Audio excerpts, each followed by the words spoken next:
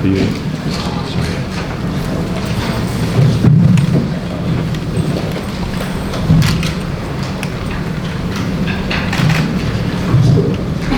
Good afternoon, everyone. Welcome. I think it's the first one of 2020. 2019 seems to have passed us by. A great, great year of boxing in Britain, in America. Of course, finishing with that wonderful event in Saudi Arabia where Anthony Joshua reclaimed the Unified World Heavyweight Championship over in Dallas for Jacobs against Chavez. And next week we kick everything off live on Sky Sports, live on DAZN from Miami, with a huge, huge card. Super Bowl week in Miami. Demetrius Andrade against Luke Keeler, Tevin Farmer against Jojo Diaz, Danny Roman against Akhmad Aliyev, Jake Paul against Anderson Gibb, Adam's particular favourite. And can't wait to be in Miami next week, ahead of the start for the UK. Of course, Kell Brook returning to the ring February the 8th at Sheffield Arena against Mark DeLuca. But Manchester, we're back here on March the 7th as well. We're here today with a great, great, great fight. Great fight. So many great memories in this very room here. See Anthony Crolla up the back. And of course I remember the great build-up to the fight between Scott Quigg and Carl Frampton at the Manchester Arena. So many press conferences in this room here. That was a feisty, feisty build-up. I think we're going to get exactly the same thing in this build-up as well. Between two great fighters in very similar positions. Both guys who have been a world champion in Scott Quigg, a world title challenger in John O'Carroll, great fight against Tevin Farmer at Philadelphia. Of course, Scott Quigg, former super bantamweight world champion, attempted to unify that. One of the biggest fights Manchester's seen in the Carl Frampton fight. This is an absolute must-win fight for both guys. I was gutted when we lost this fight in Saudi Arabia, and when we put it to him for March the 7th, Scott accepted. And of course, Jono jumped at it straight away. This is a must win for both guys. High stakes. And big card coming for March the 7th. Some of those here today, some of those in camp already abroad. We have the return of Hughie Fury. Good to see him back. Disappointed in Monaco, having fallen ill on that week, returning to also the venue where he fought for the World Heavyweight title against Joseph Parker. Scott Fitzgerald will be on the card as well. And also, late last night, we waited for final confirmation that Zach Parker will be on this card, fighting in eliminator for the #1 spot for the super middleweight world title. Very important fight to become mandatory challenger to Billy Joe Saunders against Murdoch, the Australian, on this card as well. Ibrahim Nadeem, great young fighter, with Paul Speak and Ricky Hatton now come through. Interested to hear Ibby talk, because I've only heard him say 3 words since we signed him. Made his debut on the Next Gen show, and a great, great young talent coming through. Jack Cullen returns on this card. What a fight with Felix Cash. Probably one of my favourite fights so far in 2019. Up, down in the first round, came back, looked like he was on the verge of stopping Felix Cash before losing the fight late on. And of course, Dalton Smith as well. One of the top GB talents come through, had a wonderful start last year to his career, will return to action, stepping up the round. So before we hear from all the fighters on this table, I'm going to pass over to the head of boxing for Sky Sports, Adam Smith. Thanks, Eddie. Fantastic to be back in Manchester, and I think this is the fight for Manchester. Like you, I was gutted that it was called off in Saudi, which was an amazing night for Anthony Joshua, for the whole of British boxing, and it gives us 2020 such a huge amount to look forward to. Really fantastic shows coming up in Sheffield with Kell Brook topping. We've got a load of stuff coming from the States, and obviously we're seeing the likes of Dillian White coming back, and Derek Chisora, and obviously Anthony Joshua bringing his titles back. So there's so much ahead. Also the women as well. I was talking about Peter Fury earlier about Savannah Marshall. She'll be going great guns this year. Katie Taylor, obviously, maybe stateside. It was be great to have her here as well. It was fantastic in Manchester last time when she unified and then moved up and became a 2-weight champion. So some super stuff going on out there, and look, we're really pleased to be back. First of all, in Manchester.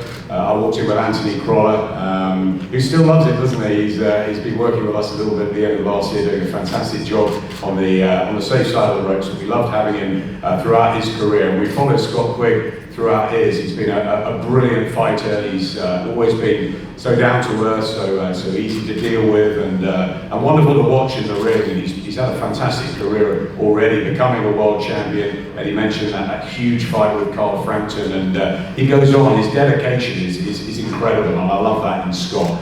I also love this guy, John Carroll. He's brilliant. I mean, talk about if Scott's been in good fights, this fella has been in some fantastic ones as well. You know, it was a terrific effort. We were there ringside when he pushed Devin Farmer the whole way.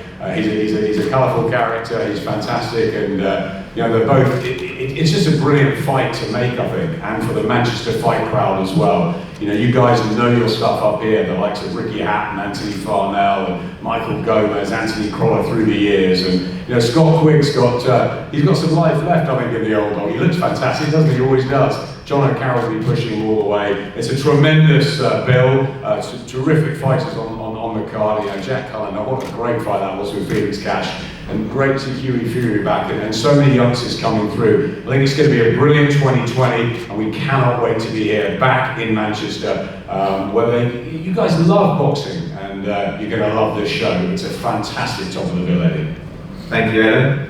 Dalton, welcome, welcome. Great 2019 for you, moulding into the pro ranks. Now, I get the feeling you want to move quite quickly in 2020, up to 8 rounds in Manchester, and a big year coming up for your career. Yeah, that's it. You know, I enjoyed last year, stepping into the professional ranks, had 4 fights, you know, settled in well, but you know, the new year's here now, it's time to step up the rounds, the opposition, and you know, I just want to stay active this year, stepping up the rounds, and to see how the year plans out. Seeing a lot of young fighters now move very quickly. Do you feel like that seems to be the new trend of young fighters, to move quickly, to make an impression before there's so many of them almost becoming stale by boxing, but you want to move through the levels quite quickly? It looks like to, you know, Shakur Stevenson and those guys move to world championship level very quickly in their career. You want to move the same way and move into titles at the end of 2020? That's it, yeah. If it were up to me, you know, I'd say, yeah, I want to be in those big fights, but you've got to be realistic.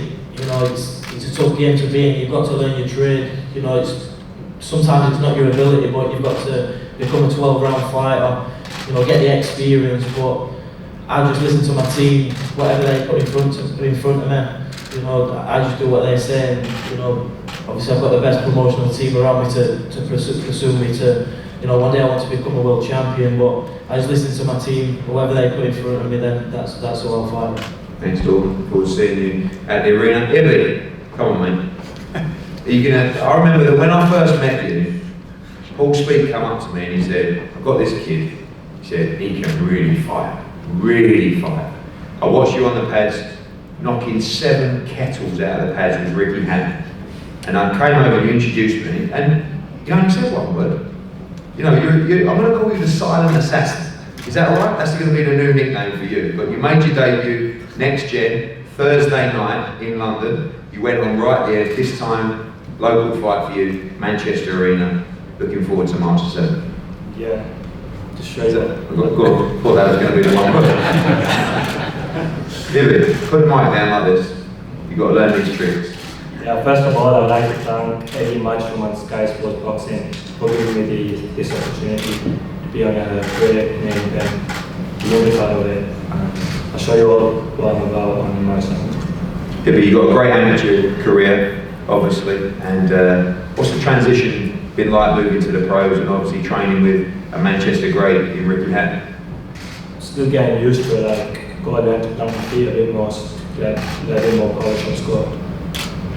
And can I just ask you as well, you gave me a present for the last fight. Were you aware of that present that you got me? Or did Paul Speed just give you that? I know, yeah, I was aware of it. But yeah, it was a mobile phone. It was the smallest mobile phone in history. That big.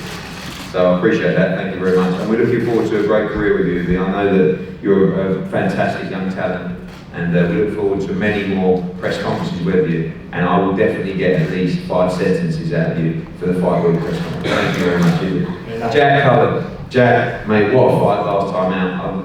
I guess you're still getting over that fight emotionally, because I've never been up and down so much in a fight in my life. The first round, you looked like you were completely out of that fight.